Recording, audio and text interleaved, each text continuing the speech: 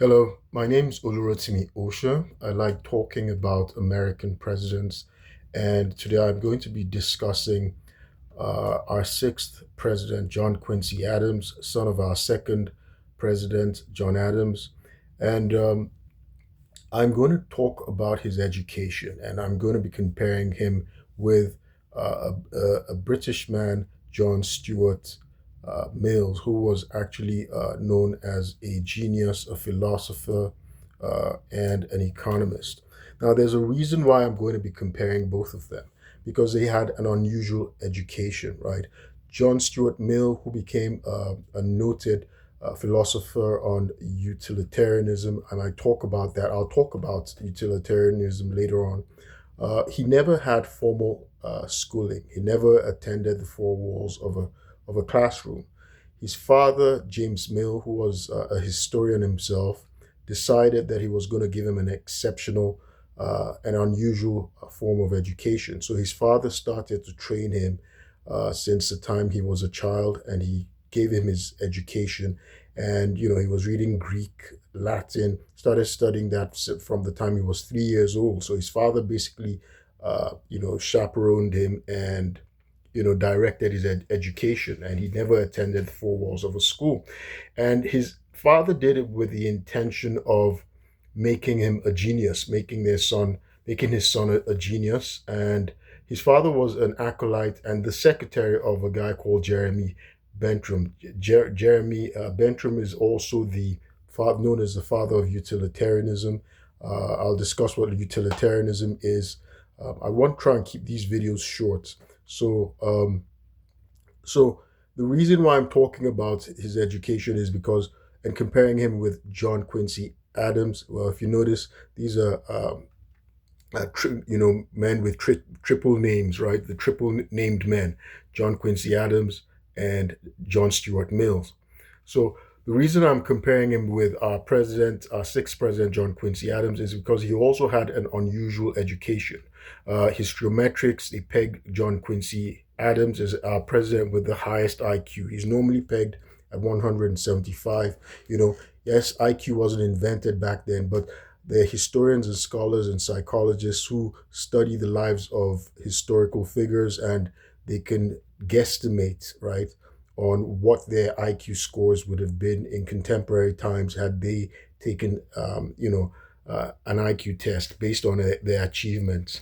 And so John Quincy Adams was remarkable, and his father took control of his education as well. So he had a combination of homeschooling, parental tutelage, and of course he had some formal education because he did go to Harvard later on. But he was exceptionally well educated before he got into Harvard. Yes, John Quincy Adams graduated second in his class in 1787. That probably constituted maybe like 20 students, right? Because they probably couldn't have had more than 50 students at Harvard at that time. The whole of Harvard's graduating class. So maybe, so there are probably about 20 to 50 people. So that's not a lot, right?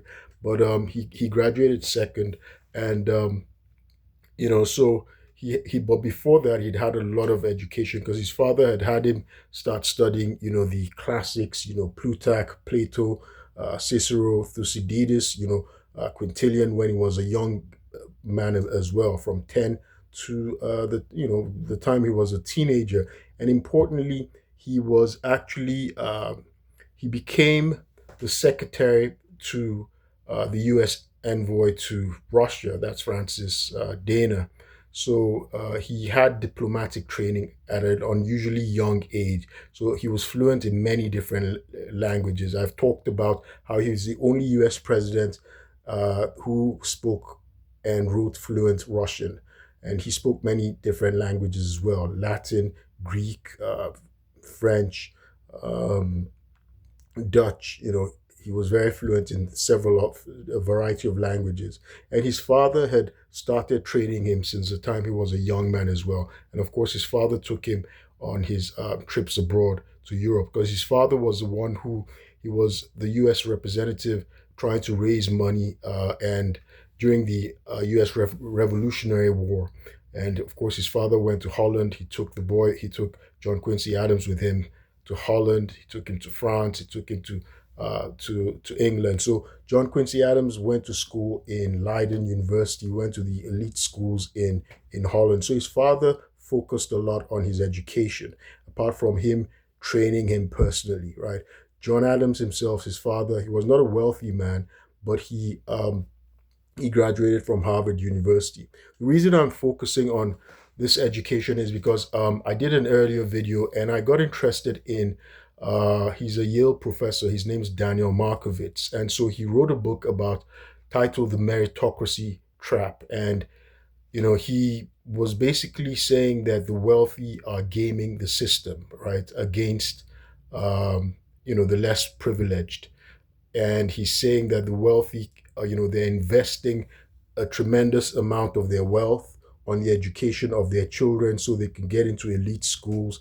And even when they're there, they continue to invest a lot of money in their private tutoring to excel and whatnot, And they're all of a sudden, everybody, like these elite mainstream papers like New York Times, they've started writing things about the sort of cheating, quote unquote cheating that go on in elite universities. For instance, we're talking about accommodations, right?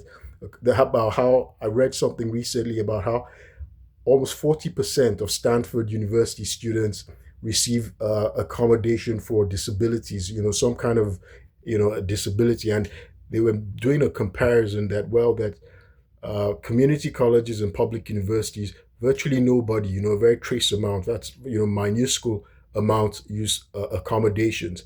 And so everybody's so interested in the gaming and the cutthroat competition that goes on in these elite schools, the Ivy Leagues. And so that's basically what Daniel Markovits is doing when he's saying that, well, the wealthy are over investing their resources in their children and they have a superior education, an advantage over, the middle class and the average Americans, right? So what he's saying, however, is not new. And I'm surprised that he's right. He wrote, I haven't read the book. I've watched his documentaries and interviews where he's discussing his book, and I've read summaries of his book and analysis of his book. But something he doesn't do is he doesn't mention that there's a philosopher who actually mentioned this before. This is actually in the critique is already in Marxian philosophy. Karl Marx already said that about the bourgeoisie. He said the bourgeoisie will, they have resources, they control resources, and they're smart enough to invest their resources in their children. So their children continue to control the means of production, while the proletariats, they don't have the time or the means to educate their children. They don't have the free time. They don't have the resources. All they can do is go into the factory and work and sell their labor, for meager wages, and they're dehumanized. So Karl Marx had already said this in his philosophy, that the bourgeois will invest tremendously in their children, right? And so the children of the bourgeois will be the most educated class of people. This is not new, right? And so what Daniel Markovits is saying is not new. However, Daniel Markovits' book, his analysis is misleading, because Daniel Markovits, and I saw he went to Oxford as well. He went to go and give this lecture, and he was saying the same thing, talking about how America, he gives a blanket view of America, that saying this gaming of the educational system, right, it affects all of America. And he doesn't address it the way it really is. It's a problem with the Ivy Leagues, with the elite school, which constitute just a trace amount of American society or the American educational system. They're just a fraction, right? I see what he's talking about, right? His analysis actually deals only with this idea that, well, there's this cutthroat competition. It's very difficult to enter schools. The wealthy are not sending their children to community colleges or public universities, and there are tons of them. There are over 4,000 universities and colleges in America. There are many universities where All you have to do is even apply, and you get in, and you get a quality education. So he misrepresents this case in America regarding American education, right? This cutthroat competition and the gaming of the educational system that he's talking about, it exists only in Ivy Leagues. It is true that it exists, but in Ivy Leagues are very small uh, trace representation of the American educational system, right? There are only 8 schools that are Ivy League, right? That's Harvard, Yale, uh, Princeton, Columbia University, where I graduated from there. Um, University of Pennsylvania, President Donald Trump graduated from that school. Uh, Dartmouth University, which is Dartmouth, College, which is in New Hampshire. Brown University in Rhode Island, and which is the eighth. Cornell University in New York. So just 8 universities. That's where there's this cutthroat competition to get in, and they only take a very small fraction of the applicants. They pride themselves on taking just 4% of all the people who apply. Very few people get in there, and they're very expensive. They're the most expensive universities, right? There's some other elite universities that are comparable to Harvard, like Stanford University. However, so it only affects just a fraction. Now he's saying that, well, the success of the middle class is threatened and in peril because of this uh, this cutthroat competition to get into the Ivy Leagues. This fraction of elite universities, you know, compared to the majority of universities, other universities that exist in America, just a fraction of them. He's saying that there's this cutthroat competition to get in, right? And it threatens the viability of the middle class, right? Majority of Americans, we have 350 million people in America. Majority of Americans are not trying to get into the Ivy League. Again, there are 4,000 universities and colleges in America. There are tons of community colleges, right? And people go there and they get a good education, right?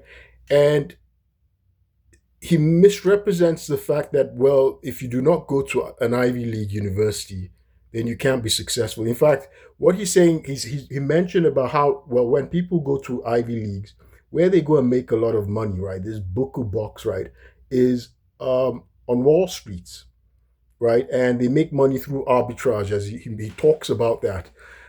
Just a fraction of the American population works on Wall Street. And even with that, only a fraction of the people who work on Wall Street, yes, people make a tremendous amount of money on Wall Street, right? Only a fraction of them, trace amount, a fraction of a fraction, actually are Ivy League graduates, right? Only a fraction of them go to elite universities. There are tons of people who work on Wall Street who don't go to Ivy Leagues. I worked for Wall Street firms, Bank of America, Wachovia Securities, which is Wells Fargo now, you know. And in fact, when I was working in an office, I worked at an investment bank. There was a guy who was making $14 million in my office, right? It was a white guy, of course. He didn't go to an Ivy League.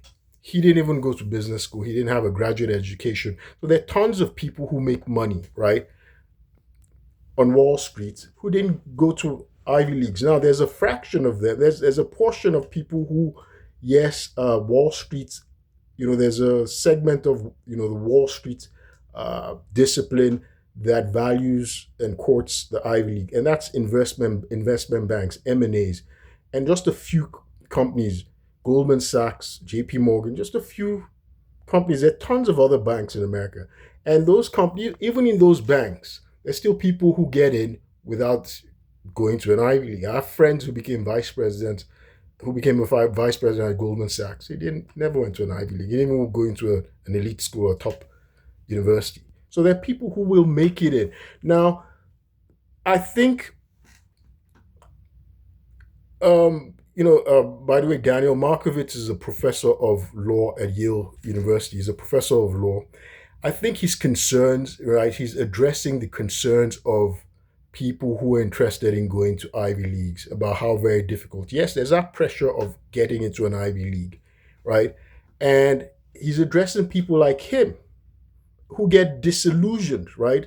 About, well, they want to create an elite, aristocracy in America, right? And they always believed by going to an Ivy League, they will be able to have their American aristocracy. And they found that's not the case, right? He actually went to Yale undergraduate. He graduated from Yale, has a degree in mathematics from Yale. He went to London School of Economics, another elite school in England. He did a master's in econometrics there, and mathematical economics or something.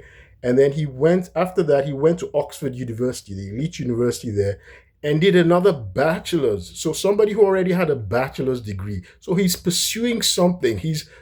I think he's writing, the book he's writing, he's putting a mirror, right? He's looking at himself, right? And I'm just stunned at how much traction he's getting, because what he's writing about doesn't affect the general population. It doesn't affect anybody in the world.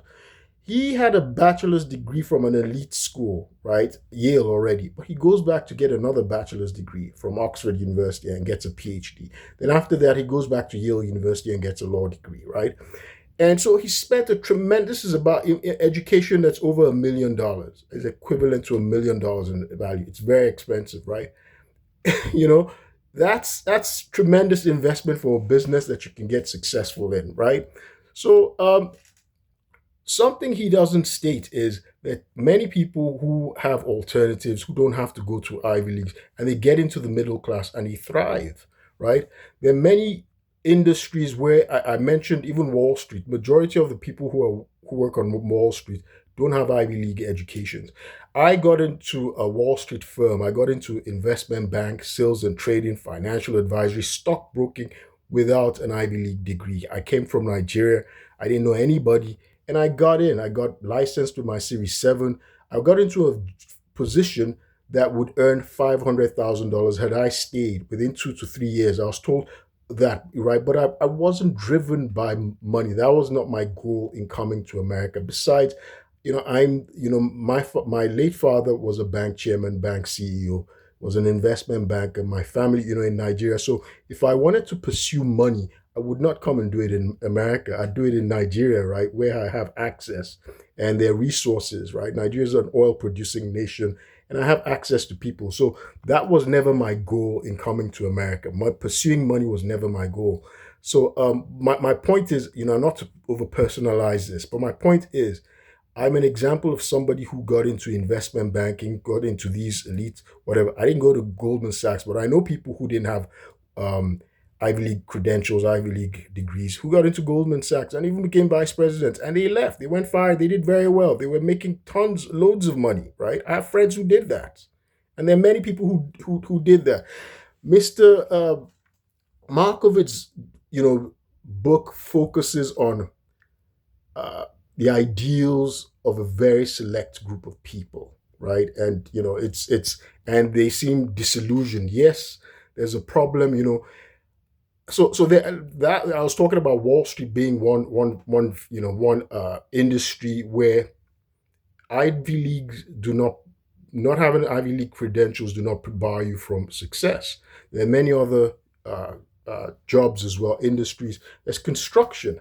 I know tons of people who are in construction who don't even go to college, just high school. They don't even need a high school, whatever, right? There are lots of immigrants who go into construction and make six figures in America. There are these other professions, industries, vocations. There are people who are truck drivers. When I was in school, I knew a guy who was a truck driver, and he made six figures, and he used it to pay for his school. When when he took time off work, right, he was living large. He had this nice, luxurious apartment, right, that had a pool and everything, and he'd chill. He wouldn't work. He'd take a semester, he could take a year off, go and make money, come back, and he was a truck driver. He made six figures as a truck driver. So there are many different industries. Yes, it's not an elite profession, right? People who say they're truck drivers, even though they make a lot of money, a ton of more money than a lot of people in these, uh, you know, idealized professions. They're truck drivers who make tons, far more than accountants, right? But when someone says he's an accountant or an auditor, right, people view it as being more prestigious than being a truck driver. So there are many other industries. Nursing. Nursing is one of the fields where there are lots of immigrants who come in and they make six figures easily. I have an aunt who became a nurse. She came here, she raised her children. Her children have gone to elite schools. They graduate from NYU, Duke. They're engineers, they've become successful, and she used nursing to support them. She didn't have to be wealthy. She wasn't gaming the system, as you know. And they've gone to these elite universities that Mr. Markovits is talking about, right? And the mother was just a nurse, and so nursing is one of those professions where they make six figures easily. You don't need an Ivy League education, an elite education to become a nurse and make six figures, right? And then, and there are opportunities there. There are opportunities in so many other professions, right? That he didn't look at the big picture. He drew his conclusions from just a very from a micro my a minuscule segment of society, right? How do you pronounce that? Microcosm, right? A microcosm of society. Sorry, a microcosm. English is not my first language, by the way. Microcosm of society. So there are many. There's a variety of professions. Yes, he probably observed. He made his observations from maybe a very limited, restricted field, that he sees that, well, the Ivy League has an outsized influence, right? The Ivy League isn't, and let me quickly say what that discipline, that field would be. If we were talking about the U.S. Supreme Court, right, I would agree, right? The Ivy League has an outsized influence, right, on who gets to occupy, the U.S. Supreme Court justice position, right? There was a time it was an all Ivy League affair until they had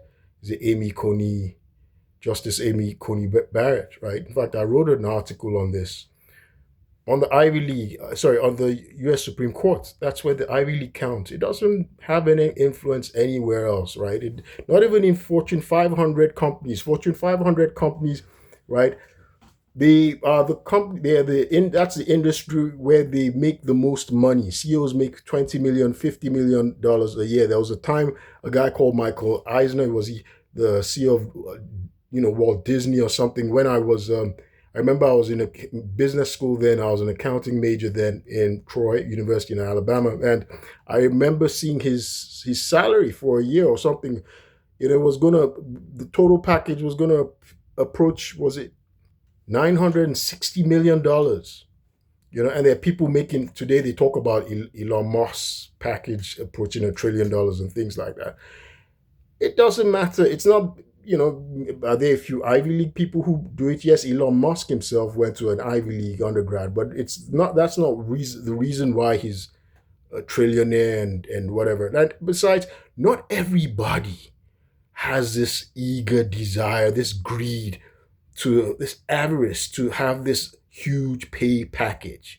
And everybody's saying, yes, yes, they make so much money, they're billionaires. Not everybody is driven by that, right? Yes, there's a segment of society that has a fixation on that, on money, on billions and things like There's a segment of society, they can't feel good about themselves without that,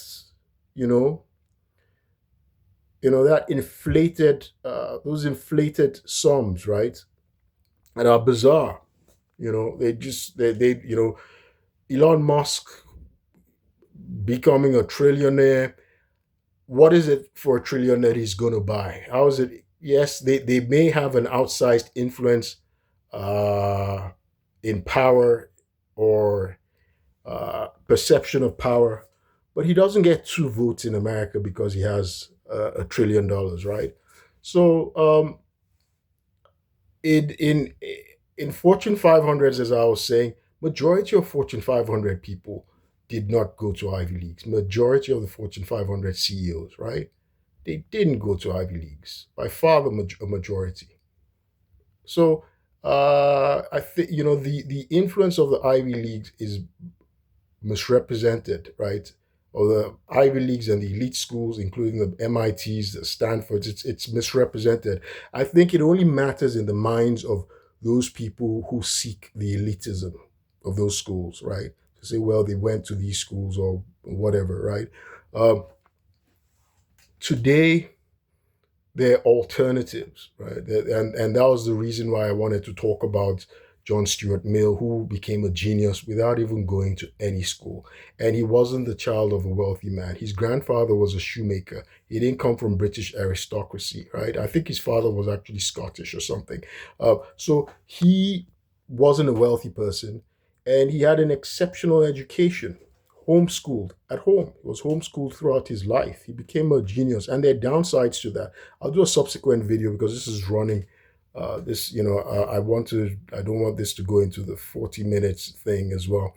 But I wanted to address the the specious sort of, it is a misleading analysis by Daniel Markovits, because his analysis about the wealthy gaming the system, right? The educational system, and having their children have a using their money and influence to give their children a superior education relative to the population is very limited. It's extremely limited. Somebody had made a similar argument prior to that, and that was Karl Marx. He had said the bourgeois would be able to, just because of their access to resources, their monopoly over resources, invest in their children, and they would have a superior education to everybody. By the way, I know I'm not an apologist for Marxism or capitalism, but Karl Marx, I've done videos in which I talked about what socialism, Marxist socialism, and communism were about.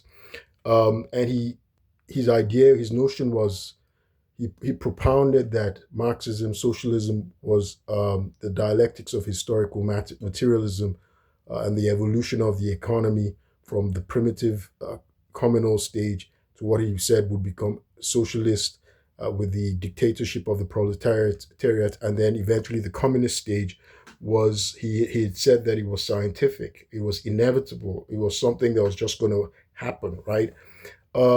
And while he emphasized the exploitation of the labor of the proletariat, who form the majority of the society, by their labor is exploited for marginal wages by the capitalist, who expropriates the or appropriate the vast majority of the value that's in the labor of the proletariat as profits, and he accumulates this as wealth. Um, we have to remember that even the Marxist vision no longer applies today in the world of artificial intelligence, right? Back then, they didn't have the robots, artificial intelligence uh, to be able to churn out products and services.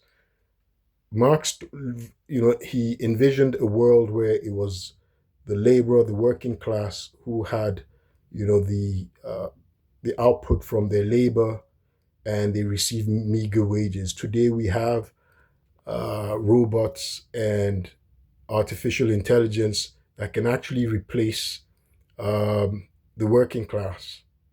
So today the working class is going to be scrambling. They are actually going to be begging to be employed by the capitalist, because now they have and artificial intelligence and uh, robots to be able to replace uh, you know the proletariat. So that's why education is very important. It's more significant today, because now the working class need to be able to educate themselves so they can be their own entrepreneurs, they can employ themselves, they can have the skills to create wealth for themselves and create services themselves. And there are alternatives, and that's why I'm going to talk about the education of John Stuart Mills, where he didn't need a significant amount of investment in resources, money. He just got the guidance and the love, the direction of his father and Jeremy Bentham. Jeremy Bentham was actually he was in support of James Mills, philosophy, his notion, his objective of making his child, grooming him up to become a genius, so he could be the successor of Jeremy Bentham and continue with the philosophy of utilitarianism. By the way, utilitarianism is just the doctrine of increasing, happiness, right? Increasing happiness. It's a philosophy where increasing happiness for the most amount of people is the chief good. That's what's called. That's what determines what is right or wrong. So they want to increase happiness, whether it's pleasure. They want to increase happiness and reduce pain for the most amount of people. And so that's what utilitarianism is about.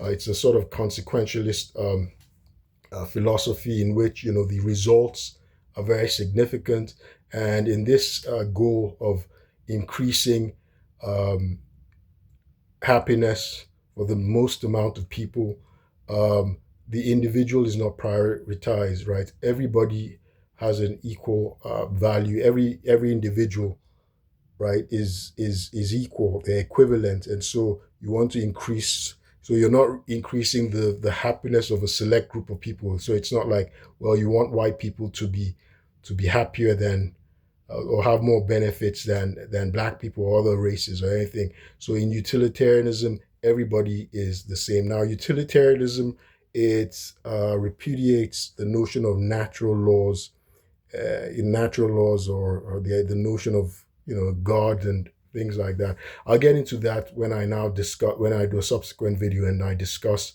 the lives of John Quincy Adams and the other triple named person, John Stuart Mills. They're both Johns, aren't they? So in any event, let me just conclude by saying that Daniel Markovits doesn't address the alternatives. That in fact, the hysteria or the alarm that the crisis he points out to about the wealthy gaming the educational markets for their progeny and over investing in their progeny and having this cutthroat competitive approach is limited to, as he said, the elite universities, the Ivy League. You don't need an elite education or Ivy League to actually get into a good profession. The vast majority of Americans are, they're middle class people, they're above middle class, and they're doing very well. In the civil service, I had no idea. The last thing I was doing, I work in the federal government civil service. The good thing is you have a property interest in your federal civil service job, right? You have a property interest in it, unlike the private sector where you're an employee at will. I've given my spiel about how I've suffered a deprivation of rights by Montgomery County Circuit Court and the law enforcement and Circuit Court Judge James Bonifant. They've deprived my rights. So I had a job and he prevented me from going to work.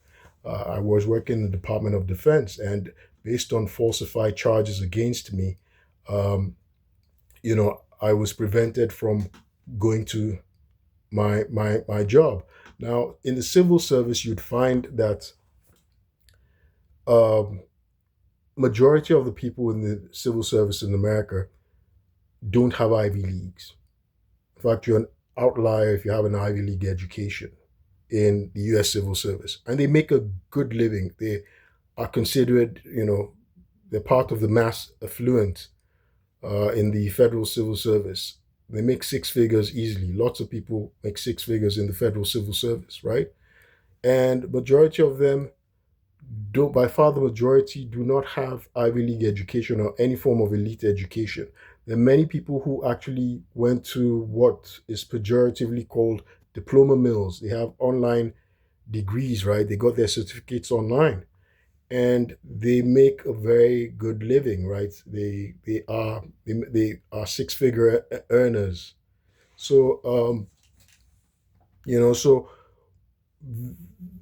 indeed, Daniel Markovits draws attention to an existing problem in the ultra competitiveness and fixation of a certain group of people to get into the Ivy Leagues, right? And how ultra competitive it is. It's an investment in tremendous amount of resources, right? And what you get out of it might not match the amount of, the amount of uh, the amount of tension and resources that's poured into the investment that's poured into getting into these schools. And again, the professions at the Ivy Leagues, having the Ivy League or an elite education, they don't have any monopoly over any profession except the U.S. Supreme Court, right? So they don't affect the livelihood or the success, economic success, the financial success of the American middle class, because again, there are many fields that the American middle class can get into without an elite education, without even a college degree. That includes nursing. It includes, the federal civil service. And these people make six figures easily, right? So the only place that the Ivy League has appears to have a monopoly of, and that's because of the bias of the bias of the public, um, is the Supreme Court, the U.S. Supreme Court. There are tons of judges who don't have Ivy League degrees. If you look at the Montgomery County Circuit Court, I haven't noticed anybody amongst the judges who has an Ivy League degree. Right, most of them go to University of Maryland or a variety of other schools. I don't see anyone that went to Yale or any of the Ivy Leagues. And the same thing with, and this is a court, the Montgomery County Circuit Court is right next to Washington, D.C., where, you'd expect that, um, you know, the Ivy Leagues, people, law graduates love to come into D.C. So it's, you'd expect that, they'd rush into, a place like the Montgomery County Circuit Court, but, they don't have any influence there. So the only profession, the only field industry where the Ivy League seems to matter is on the U.S. Supreme Court, right? So it's a fraction, it's a fraction of a fraction of a fraction of the American population that has this, which this dilemma affects. It doesn't affect the vast majority of Americans. Um, you know, uh, and even regarding the U.S. Supreme Court, something I want to point out is it is a modern phenomenon. Historically, many of our judges, of course, back then to study law, you didn't go to law school, right? You apprenticed under a lawyer and you read law and you took the bar exam. This is it's a new phenomena. This phenomena of just just inundating, just suffusing, populating the entire bench of the U.S. Supreme Court with Ivy League graduates. It's a new phenomenon. I don't know where. I need to check and study when it started, because our longest serving Supreme Court justice, and who's considered the greatest, he had the most influence of our chief justices, and that's John Marshall. Everybody knows of his cases. John Marshall did not have any formal education. He didn't go to any university, didn't get any university degree. He had no formal schooling whatsoever, like Abraham Lincoln. In fact, Abraham Lincoln had, I think, more. John Marshall had just 1 year of formal schooling throughout his entire life. Just 1 year. 1 year, right? And he read law. He practiced under, the guy called, is it George White? It's the same person Thomas Jefferson studied on. He was famous jurist, Thomas George White, famous lawyer, and many people apprenticed under him, read law under him. He's the same person Thomas Jefferson read law under, I believe. And by the way, Thomas Jefferson and uh, Chief Justice John Marshall were cousins, right? Um, yeah, they were cousins. So the Marshall Plan, the George Marshall, General George Marshall of the Marshall Plan, was also a distant cousin of Chief Justice John Marshall, right? America, nation of cousins, nation of relatives, yeah. So yeah, Chief Justice John Marshall, it's interesting, it's ironic. He never had uh, formal schooling. He had just 1 year of formal schooling. He didn't go to an Ivy League. He didn't even and graduate from college. And he left us with significant landmark cases. The famous Marbury versus Madison, which gave us judicial review, right? The tons of cases. Gibbons versus Ogden, right? Our landmark cases came from the desk of John Marshall.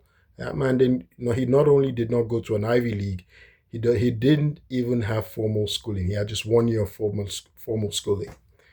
So yes, we have a perception. There's a group of people who want to create some kind of aristocracy in America and look for the easy way, and they saw the Ivy League as that avenue. But there are alternatives.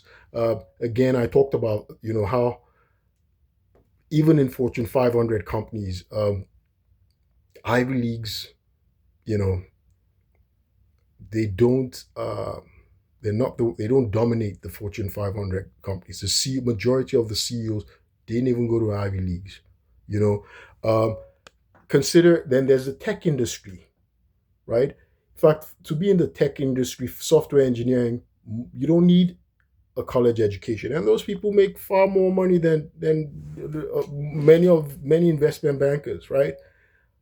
Many software engineers start off with $250,000. They make easy, and many of them come from third world countries, developing nations.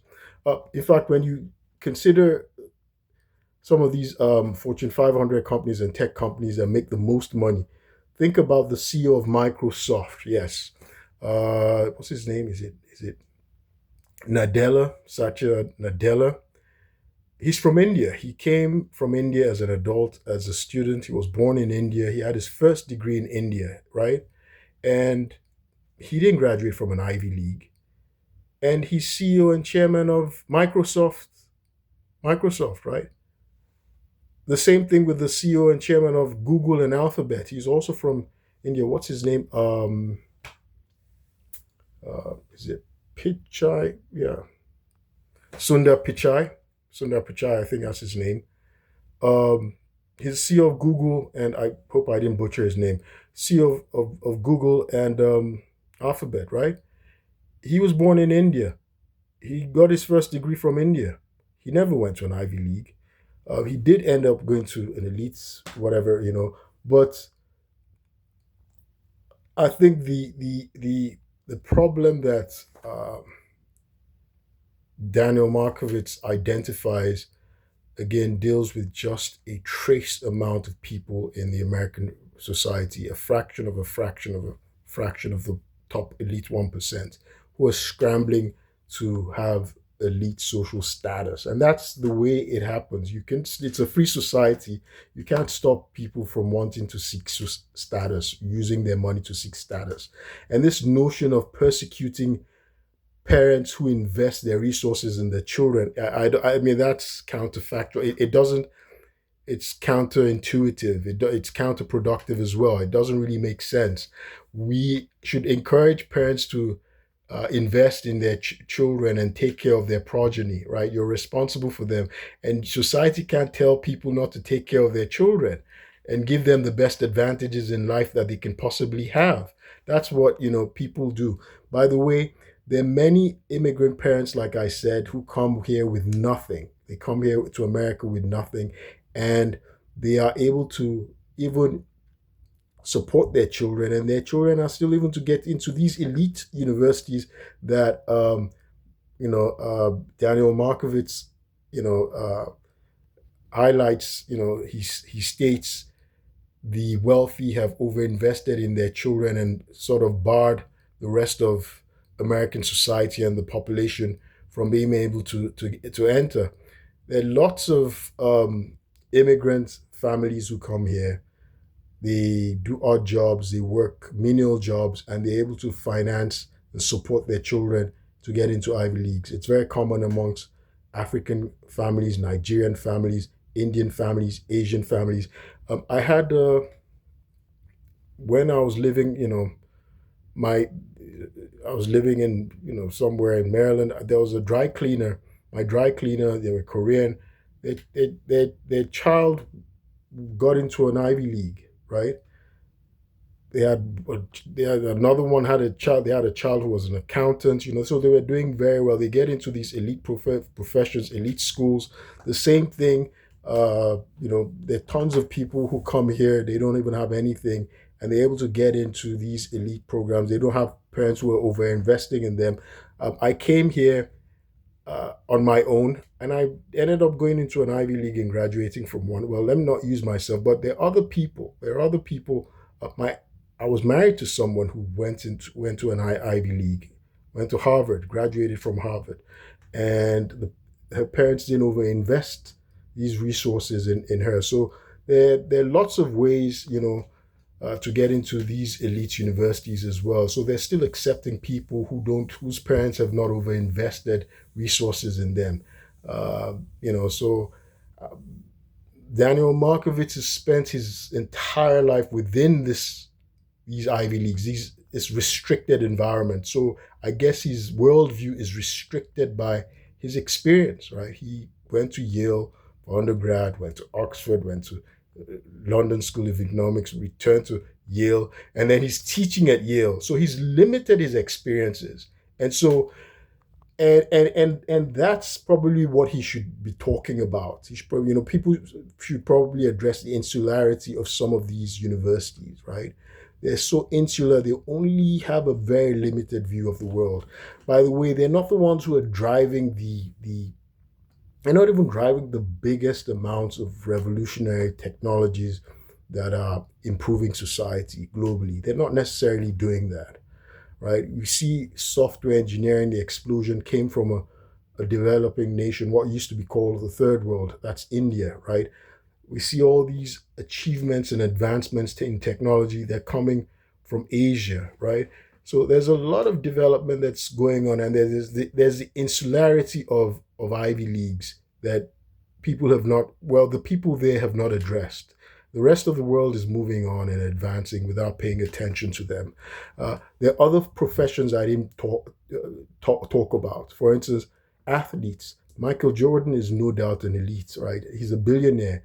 He's an athlete. He never went to an Ivy League school, any of these cutthroat schools. There are tons of athletes as well who make money. There was somebody who went to my school, OCU Menura. We went to Troy University together, right? He became a millionaire, played for the New York Giants. He was a graduate of Troy University.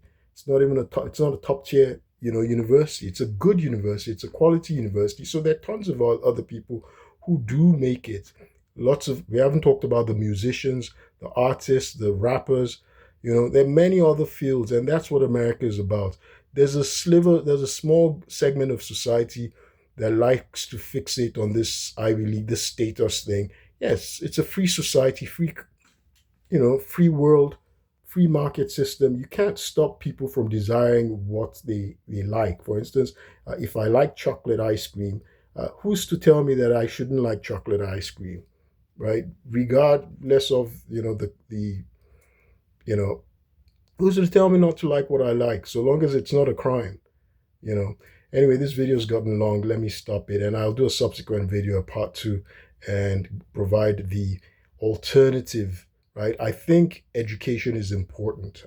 I agree with Mr. Daniel Markovits that education is important, but getting an Ivy League or elite education, going to an elite college is not the only way. And that's why I'm going to talk about John Stuart Mill and compare him with John Quincy Adams, who did go to have he went to Harvard, but he had a combination of education. He had homeschooling, he had formal training, as a diplomat, as a very young man.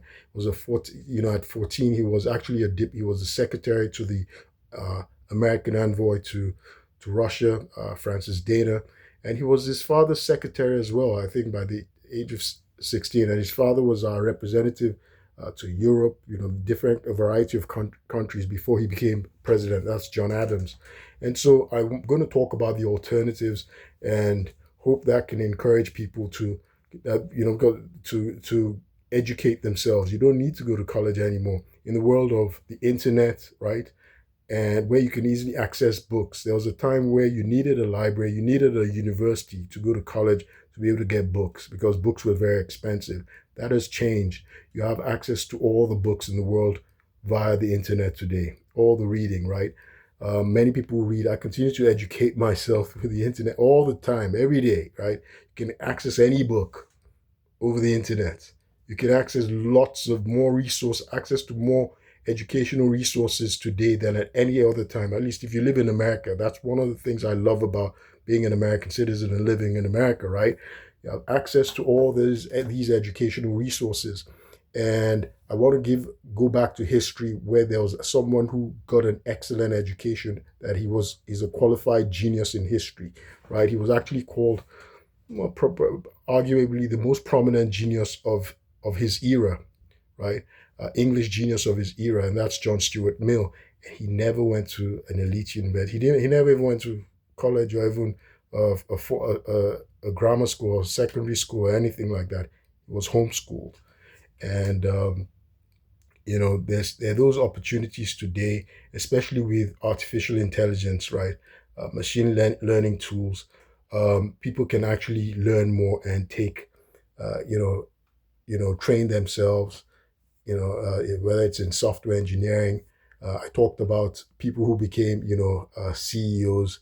They came from, third world countries. That's the CEO of Google, the CEO of Microsoft. They didn't need to go to an Ivy League to get to the top, right? The top echelon, the elites, to achieve that elite status that I expect these people whose parents overinvest in them to get into these elite schools that Daniel Markovits is talking about. I don't think, I think that's the same status that he's talking about. And so there are always alternatives. So I'm going to do a subsequent video and discuss the path, the trajectory of, people in history. That's John Stuart Mill, and of course our president, John Quincy Adams, and how that can be sort of a model for our present times and the future. How you can actually be homeschooled and your parents can invest in your education in some other way. I don't agree that in the demonization of parents for investing their resources, even if they're wealthy, or investing in their resources in their children to make them better. That's what parents ought to do. And I guess the more resources you have available to you, the more that you're going to be able to invest in them. This over, this envy of the masses, envy of the wealthy, villainization of the wealthy. It's not productive, especially in a society where we're free to pursue happiness, including wealth. So those people who accomplish wealth, why are other people just envious and villainizing them instead of just seeking their own path, their own avenue to success? Mr. Markovits, he looks at the world from a zero-sum perspective, and that's an Ivy League way of thinking. The Ivy League, and many of them have even changed. Like Yale, there was a time at Yale Law they refused to start to give their students grades. The same thing at Harvard Law. Um, this zero-sum cutthroat competition that, well, if you succeed, your others must fail. That's a very Ivy League way of thinking, right? Instead of competition, think more in terms of cooperation, right? Be cooperative, you can still coexist in a market economy when people cooperate, right? And that's what they call synergy in business school. My name is Olurotimi Osha. I like talking about American presidents. I'm going to cut this video short here, cut it off here. I also draw attention to the deprivation of rights that I've been suffering in Montgomery County, Maryland, when I was swatted, and there were false charges filed against me in order to obstruct justice. And a Judge James Bonifant violated my constitutional rights corruptly. He perverted the course of justice. I'll keep you posted. Thank you.